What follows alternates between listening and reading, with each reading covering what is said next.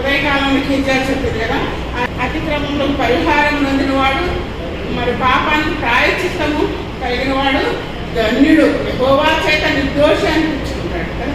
మరి ఆయన మరి కుంటి వ్యాధి కలిగిన వాడు నజరేయుడైన యేసు నామంలో ఆయన నడవగలిగాడు. ఆయన నామంలో ఎంత శక్తి ఉంది కదా, ఆయన రక్తంలో ఎంత శక్తి ఉంది.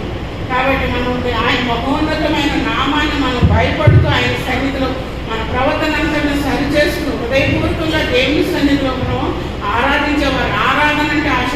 దేవుడు మన పక్షాన్ని ఏమై ఉన్నాడో, మన జీవితంలో మహోన్నతుడిగా ఉన్నాడా, ఏకరగడుగా ఉన్నాడా, మరి హెచ్చించేవాడిగా ఉన్నాడా, మరి మన దాగుచోటుగా ఉన్నాడా, మన కొండగా ఉన్నాడా, మనం పోషించేవాడిగా ఉన్నాడా, ఏ విషయంలో దేవుడు మనకి ఆయన నామమును మన పక్షాన మరి ప్రత్యక్షపరుచుకుంటున్నాడు. ఒక్కొక్కరికి ఒక్కొక్క రకంగా దేవుడు ప్రత్యక్షపరచు. అందరినీ ఒకే రీతిలో దేవుడు హెచ్చించాడు. అందరినీ ఒకటి పరిశుద్ధమైన నామంగా ఆయన ప్రత్యక్షపరుచుకుంటాడు, మహోన్నతమైన నామంగా ఆయన ప్రత్యక్షపరుచుకుంటాడు.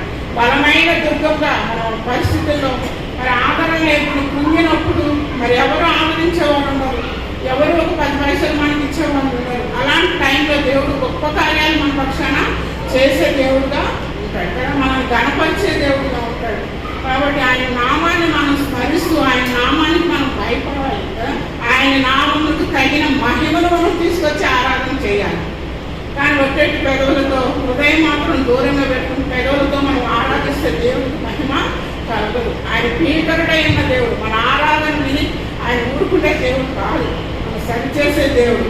ఒకసారి మనం రక్షించబడిన తర్వాత మనం విడిచిపెట్టే దేవుడు కాదు కదా. ఒక్కసారి మనం దేవుడు ఎన్నోసార్లు, అందుకే నీతిమంతుడు 7 సార్లు పడినామని మళ్ళా తిరిగి పేతురు అతనంతా ప్రయాసపడ్డాడంట.